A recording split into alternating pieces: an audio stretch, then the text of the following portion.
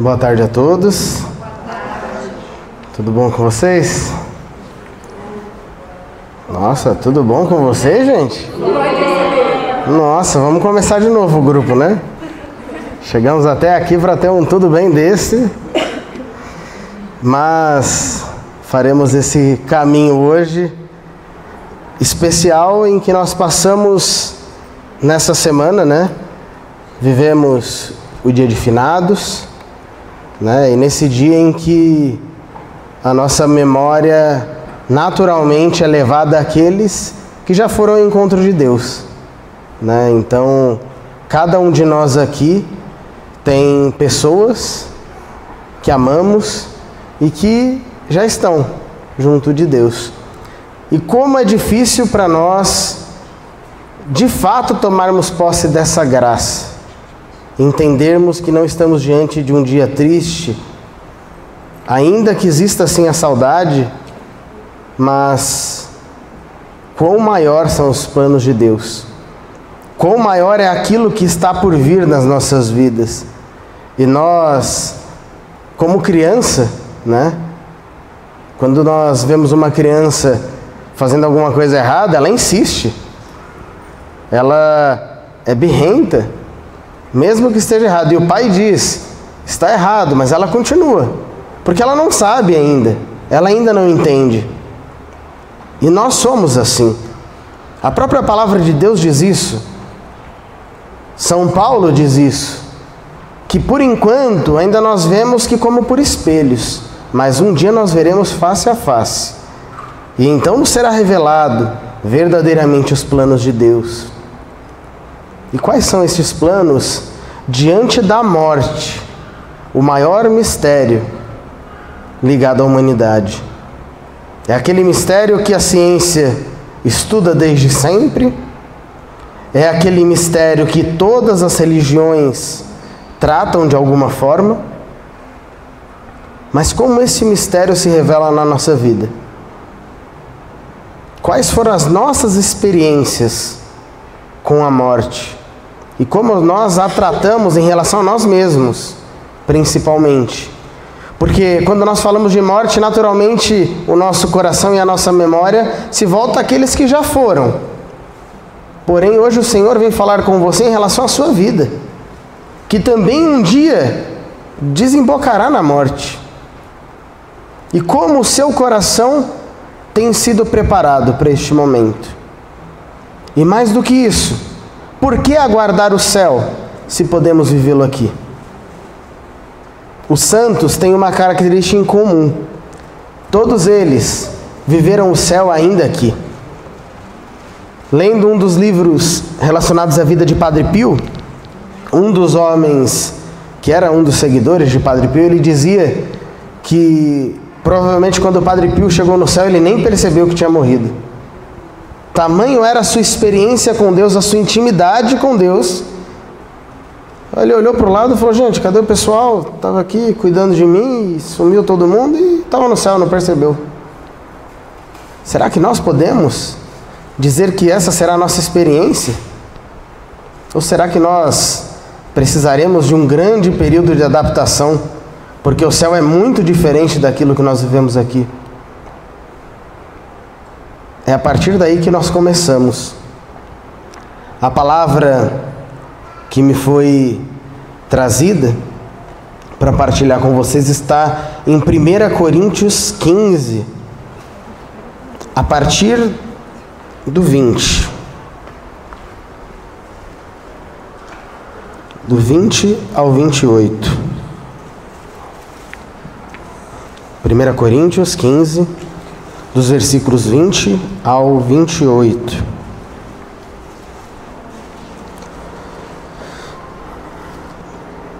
E nós começaremos dessa passagem, mas nesta noite nós caminharemos à luz da palavra. É a palavra que nos guiará neste caminho que sim tratará da morte, mas principalmente da vida nova que Jesus tem para nós. Amém? Amém. E a palavra nos diz: Cristo ressuscitou dentre os mortos como primícias dos que morreram. Com efeito, Se por um homem veio a morte, por um homem vem a ressurreição dos mortos. Assim como em Adão todos morrem, assim em Cristo todos reviverão. Cada qual, porém, em sua ordem, como primícias Cristo. Em seguida, os que forem de Cristo, na ocasião de sua vinda.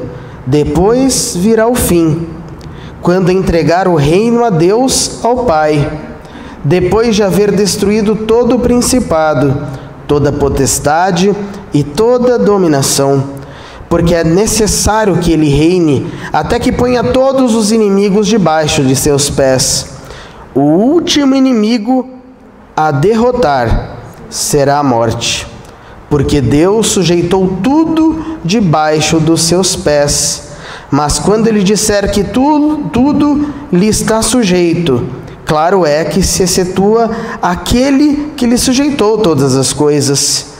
E quando tudo lhe estiver sujeito, então também o próprio Filho renderá homenagem àquele que lhe sujeitou todas as coisas, a fim de que Deus seja tudo em todos. Palavra do Senhor. Graças a Deus. E o último inimigo a ser derrotado pelo Senhor é a morte. Este será o fim dos tempos. Ou melhor, o início. O início daquele tempo que não passará. Essa é a promessa que o Senhor tem para nós. Essa é a promessa que o Senhor tem para você. E quando você se vê diante da morte, o que vem ao seu coração? Medo? Angústia? Quais foram as suas experiências com a morte? Na sua vida, na sua família? Faça a memória agora. Desde a sua infância, como foram os momentos em que você se deparou com ela? Eu me lembro que a primeira vez que eu me deparei com a morte, pelo menos que eu me lembre, eu tinha 5 anos. Eu era bem pequeno. E foi uma experiência bastante traumática, porque foi a morte do meu padrinho de batismo, né? E que foi um suicídio. E naquela época eu não entendia o que era a morte. Como que tudo aquilo poderia acontecer? Eu só sabia que eu não veria mais o meu padrinho. E a partir daquela experiência, depois muitas outras se seguiram, vivi experiências dolorosas na minha família. Porém, a certeza da vida eterna demorou a vir. Até por conta da minha caminhada ter começado muito depois, né, em Deus. E eu me lembro que lá para os meus 12 anos, 11, 12, 13 anos, eu tive uma fase em que eu cheguei a ter uma síndrome do pânico, assim. E eu tinha muito medo de morrer, muito medo naquela época. E eu me lembro que várias vezes durante a noite, meu pai e minha avó me levavam para o hospital e eu sentia falta de ar, palpitação, e chegava lá e não era nada. E aí me davam um remédio, um calmante, e eu voltava para casa. E várias vezes eu voltava. Isso eu tinha 12 anos, era para eu estar brincando, não era para eu estar vivendo uma experiência daquela. E várias vezes eu falava aquilo, e minha avó ficava preocupada, e aí voltava no médico e chegava lá, eles falavam, olha, não é nada, os exames estão normais. Mas aquela sensação de que eu morreria a qualquer momento, de que eu perderia as pessoas que eu tinha próximo, me acompanhou por algum tempo. E eu lembro que isso me fez entrar numa grande crise, porque a morte era um grande mistério e eu não sabia lidar com aquilo. E hoje, preparando a pregação, me veio esses momentos, né? Como Deus, Ele realmente faz nova todas as coisas. Porque eu continuo sendo o Bruno. Eu não sou outra pessoa. Aquele mesmo Bruno que viveu aquelas experiências é quem hoje está aqui para falar sobre a morte. Aquela que me atormentou na minha adolescência. E as palavras que o Senhor foi me colocando me fizeram fazer um caminho que hoje eu só venho partilhar com vocês. Isso daqui não é uma pregação teológica, não. De fato, são apenas partilhas daquilo que a palavra de Deus nos traz. E eu convido cada um de vocês a caminhar comigo nesse trajeto. E não precisa abrir porque são muitas palavras, e são curtas até. Então pode, quem está com a Bíblia, pode fechar. E eu vou lendo com vocês, e nós vamos partilhando. Em João, capítulo 11, versículos 25 e 26, Jesus nos diz: eu sou a ressurreição e a vida. Aquele que crê em mim, ainda que esteja morto, viverá. E todo aquele que vive e crê em mim, jamais morrerá. Crês nisto? O que eu acho mais impressionante nessa palavra é ela terminar com uma pergunta. Para Jesus não bastou ele deixar uma mensagem. Ele quer uma resposta. Ele diz que ele é a ressurreição e a vida. Aquele que crê em mim, ainda que esteja morto, viverá. Ele é a ressurreição. E então alguns podiam perguntar: mas como é possível alguém que está morto reviver? Jesus ele não explica isso, ele só faz. Ele é crucificado, morto e ressuscita. Ele fez isso também com Lázaro. E naquela experiência de Jesus nós vemos o Cristo chorando, sofrendo com o lado humano que ele tinha, sofrendo como nós. E isso nos dá um grande alívio, porque nós precisamos sim sofrer, nós precisamos sim chorar, senão nós estamos com algum problema. Porque ainda que nós tenhamos a total certeza da vida eterna, também sabemos da dor que é a saudade, a falta que as pessoas nos fazem. Isso é humano. Nós não devemos demonizar isso, achar que é fraqueza. O que nós não podemos perder de vista é a certeza da vida eterna. Mas daí achar que nós nos tornamos pessoas insensíveis, pessoas que não sentem falta daqueles que já foram. Todos os dias da minha vida eu sinto falta de pessoas que estiveram na minha vida, foram partes importantes dela e que hoje eu não posso encontrar. E a saudade bate sim. A certeza da vida eterna me faz olhar adiante, mas aqui eu ainda não os tenho. E nós precisamos saber chorar com Jesus, como ele chorou com Lázaro. Nós precisamos nos colocar neste caminho e saber que nós estamos no meio dele. O fim ainda não chegou. O fim ainda não chegou. Nós estamos neste processo em que alguns já foram e nós ainda estamos por aqui. E uma das palavras que mais me marcam está em Lucas 23, de 39 a 43. Jesus está no alto da cruz. E então, naquele momento, no alto da cruz, o bom ladrão olha para Jesus e pede para ele lembrar dele quando estiver no seu reino. As palavras são: um dos malfeitores ali crucificados blasfemava contra ele: se és o Cristo, salva-te a ti mesmo e salva-nos a nós. Mas o outro repreendeu: nem sequer temes a Deus, tu que sofres no mesmo suplício? Para nós isto é justo. Recebemos o que merecemos pelos nossos crimes. Mas este não fez mal algum. E acrescentou Jesus: lembra-te de mim quando tiveres entrado no teu reino. Jesus respondeu-lhe: em verdade te digo, hoje estarás comigo no paraíso. E essa palavra ela vem diretamente ao nosso encontro como uma grande resposta.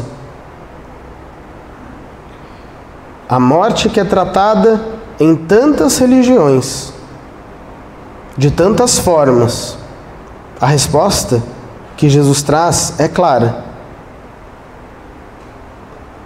Hoje estarás comigo no paraíso. Essa palavra precisa ser libertadora em relação a qualquer dúvida, qualquer inquietação que exista no nosso coração sobre o céu, sobre a sua existência, sobre a possibilidade de outras vidas, sobre a possibilidade de voltarmos em outras encarnações, como são as religiões de origem espírita e etc. Jesus é claríssimo. Ele diz: ainda hoje estaremos no paraíso. E ponto final. A promessa que Jesus tem para nós é definitiva, e é o céu. Não tem outra. Não existem outros caminhos, porque como aquela primeira palavra que lemos, ele diz: eu sou a ressurreição e a vida. Eu sou. Não existe outra forma. Não existe outra forma de alguém que morre viver. A única forma é o próprio Cristo. E essa experiência nos faz mergulhar ainda mais na certeza da vida eterna. Por mais dolorosa que seja a experiência da morte, é a certeza de que o céu é breve. O céu é logo ali. O céu não é uma coisa muito distante, em que precisaremos passar por 1 milhão de fases para chegar lá. Não. Ainda hoje. Ainda hoje. Mas para isso nós precisamos seguir plenamente isso. Porque como lemos naquela primeira palavra, depois de Cristo que vem como primícias, quem virá? Aqueles que são de Deus. E este é o nosso chamado. Qual é a vida que nós temos vivido? A nossa vida tem refletido a vida de alguém que de fato é de Deus? A vida de alguém que reflete o próprio Cristo? E é preciso que essa vida nos faça tocar o céu. Nesta noite, o Senhor tem um chamado para nós, um chamado de vida eterna. Nós precisamos viver aqui buscando aquilo que não passa. E quantas vezes perdemos o nosso tempo buscando apenas aquilo que passa? Não quer dizer que nós não podemos ter coisas passageiras. Por exemplo, os bens materiais. Nós não devemos demonizá-los. Podemos ter casa, carro, podemos ter roupas, podemos ter tudo isso. Mas é preciso buscar principalmente e de forma central na nossa vida aquilo que não passa, aquilo que não pode ser roubado, aquilo que não pode ser tirado de você. E nessa noite para mim é uma alegria especial também ver que Deus confirma tudo aquilo que Ele prepara, tudo. Nessa noite eu tenho aqui minha prima, a minha tia, né? E nós vivemos uma experiência muito forte em relação a isso. Todo mundo aqui que me conhece a minha avó Nena, né? A minha avó Nena, ela tinha um irmão, né? Marido da minha tia Vera e pai da minha prima Lilian.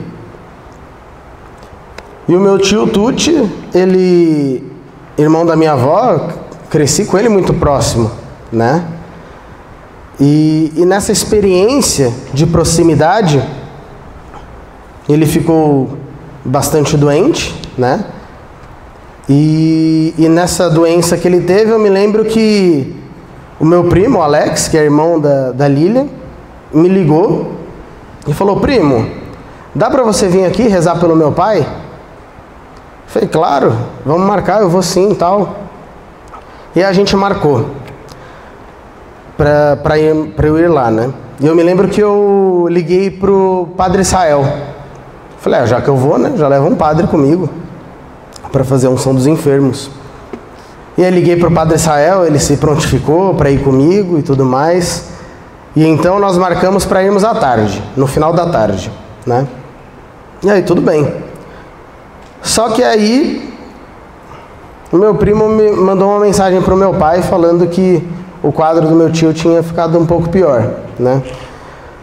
E aí ele falou se tinha como eu ir um pouco mais cedo, né? Eu falei, eu vou ter que ver porque eu combinei com um padre, amigo meu, para ele ir comigo. E aí eu liguei para o padre e falei, padre, se o senhor puder ir 5 minutos antes que seja do que a gente combinou, me fala, que eu passo e te pego. Ele falou, não, acabaram de desmarcar comigo o compromisso que eu tinha. Pode passar aqui e a gente vai. E aí peguei o padre e nós fomos lá, né? E aí chegando lá, a situação realmente era difícil, né? E aí só estavam deixando entrar de 2 em 2 pessoas, né? E aí iam entrar as 2 primeiras. E os meus primos estavam lá, né? A Lília e o Alex. E aí, obviamente, todo mundo falou para eles entrarem, né? E eles não quiseram. Eles falaram para que nós entrássemos, eu e o padre. E então nós pedimos, né? Para que, se fosse possível, entrar então nós 4, né? E aí deixaram. E nós entramos no quarto.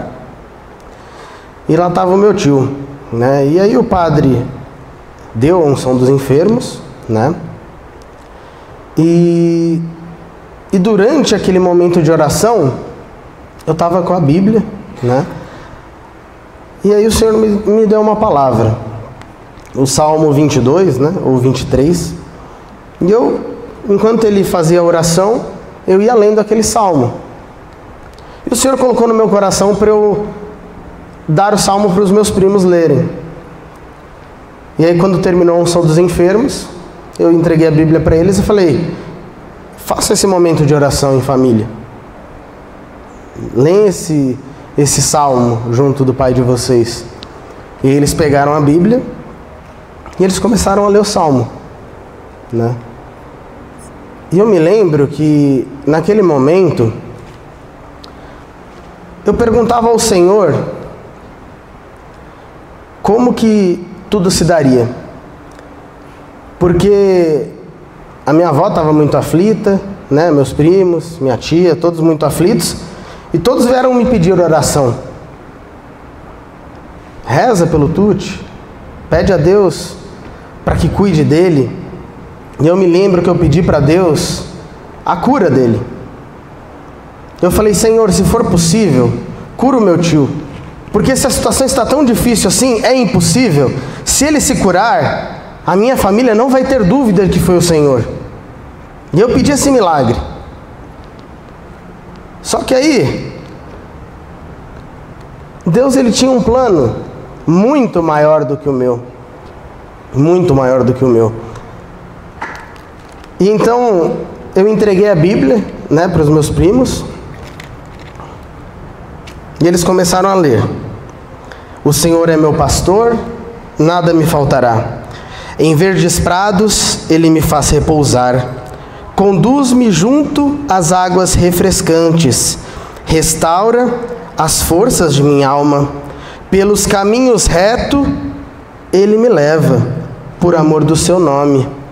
Ainda que eu atravesse o vale escuro, nada temerei, pois estás comigo. Vosso bordão e vosso báculo são o meu amparo. Prepareis para mim a mesa, à vista dos meus inimigos, e derramais o perfume sobre a minha cabeça, e transborda a minha taça. E então chegou o último versículo deste salmo, que diz: a vossa bondade e misericórdia hão de seguir-me por todos os dias de minha vida, e habitarei na casa do Senhor por longos dias. Na hora que eles leram este último versículo, disparou a máquina, os médicos entraram, pediram para nós nos retirarmos, e em seguida eles disseram que o meu tio tinha falecido. Eu nunca tive tanta certeza da vida eterna como naquele momento. Nunca. Eu tinha uma certeza que ela vinha de tudo aquilo que eu tinha experimentado em Deus, mas ali estava diante dos meus olhos. E eu não conseguia entender de cara. E eu me lembro que eu liguei para a Regina E eu falei para ela que o meu milagre não tinha acontecido. E aí ela virou para mim e falou assim: qual é o rema da nossa comunidade? Aquele ao qual você se consagrou.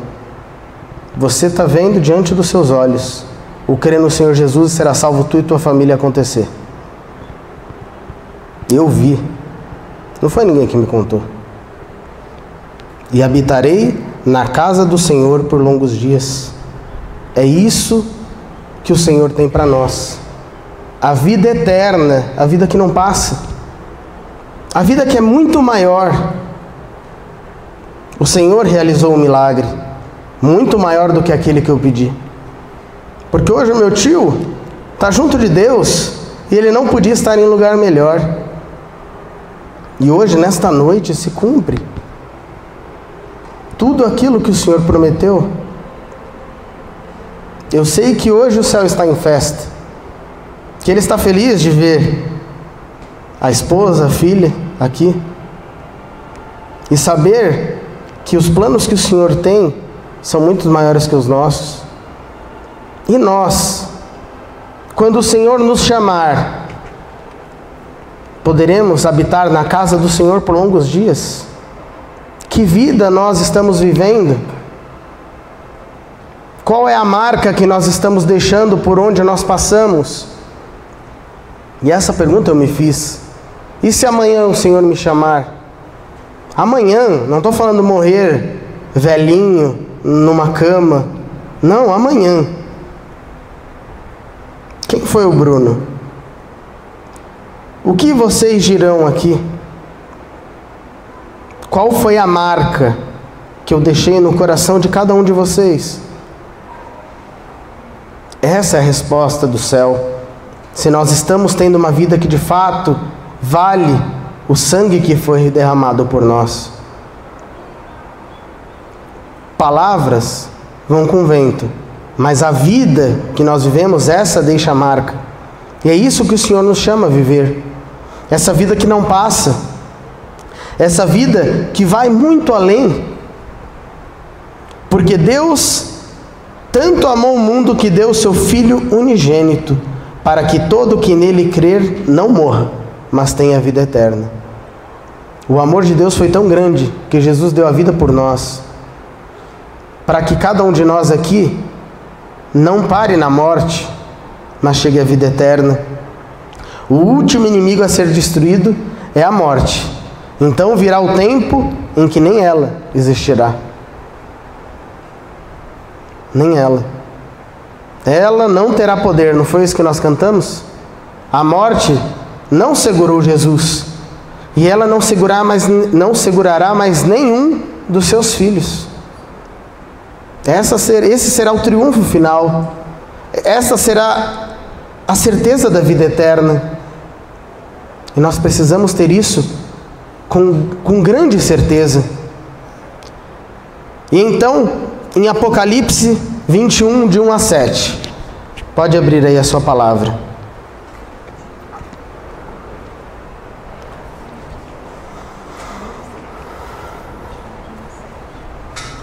Apocalipse 21, versículos de 1 a 7.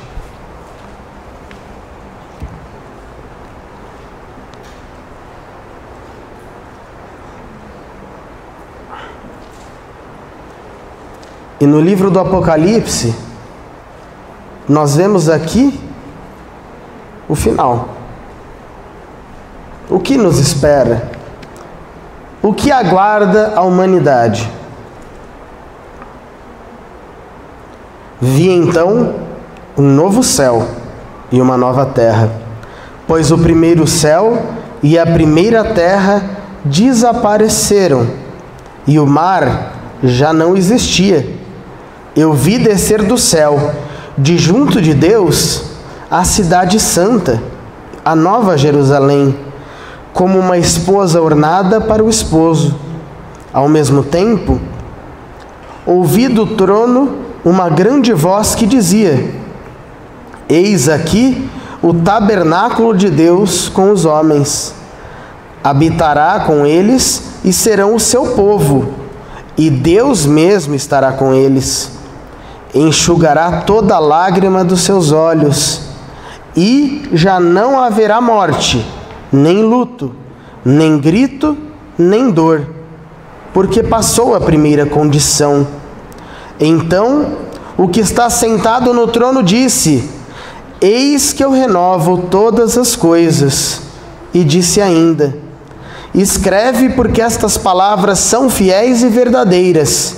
E novamente me disse: Está pronto.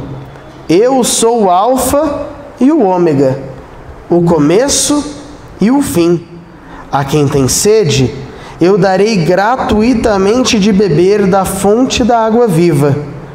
O vencedor herdará tudo isso, e eu serei o seu Deus, e ele será o meu filho.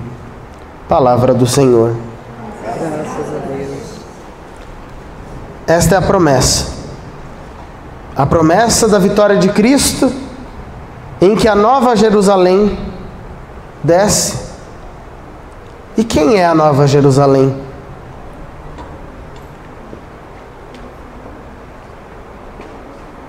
A Nova Jerusalém é a promessa para aqueles que foram fiéis ao Senhor.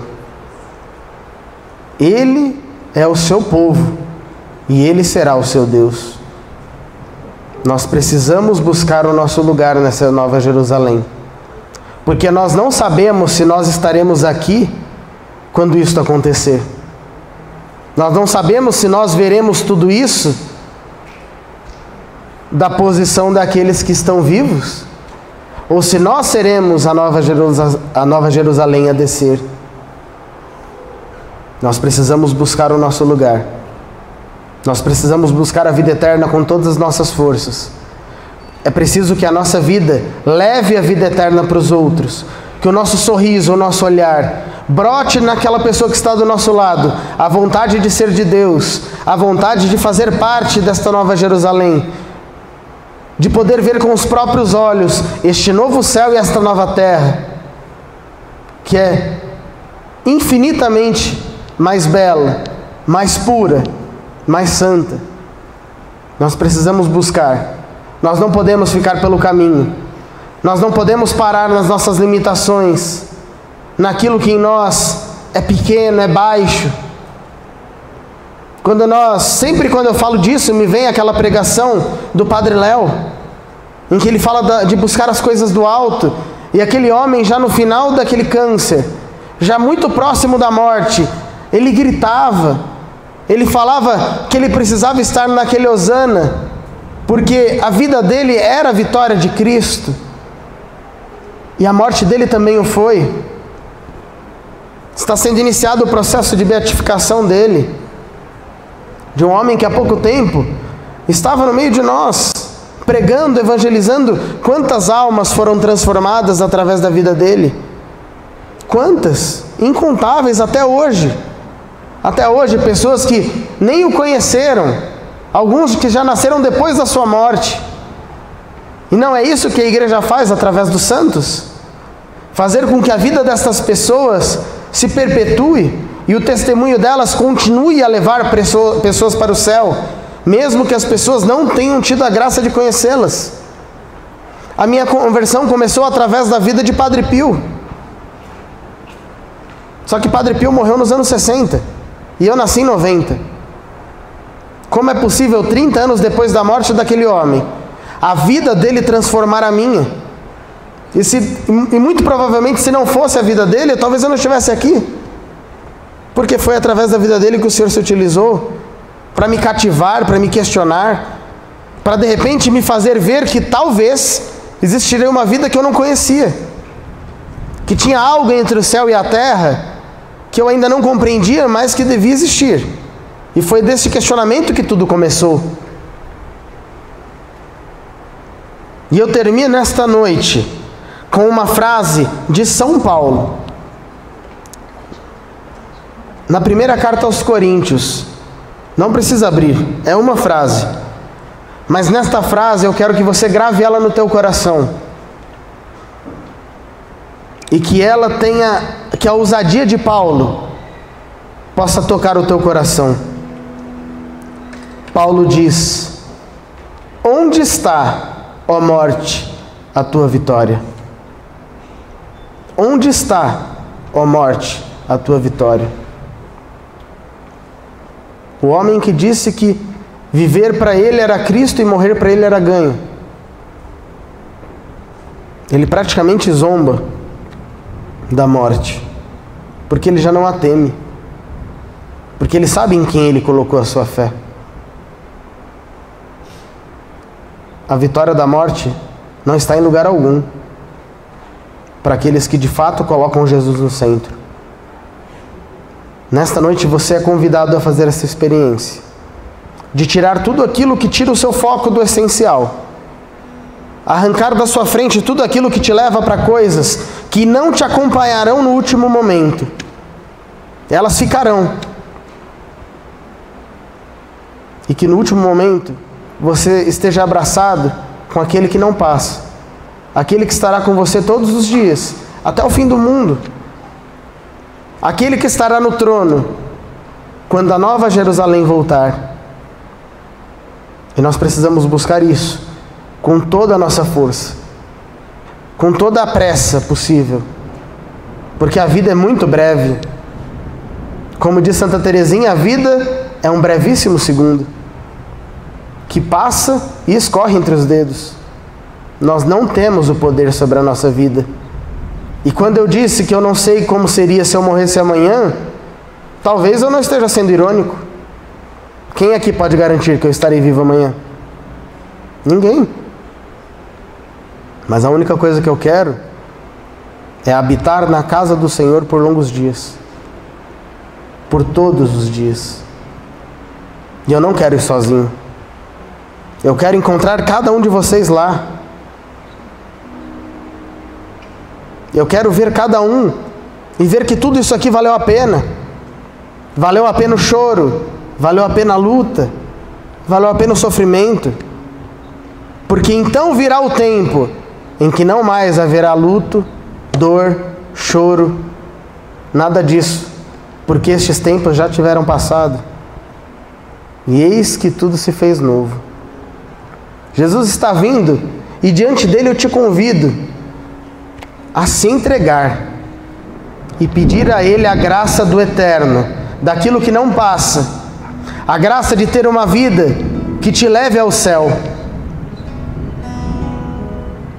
que te leve ao céu ainda hoje, no dia que o Senhor te chamar.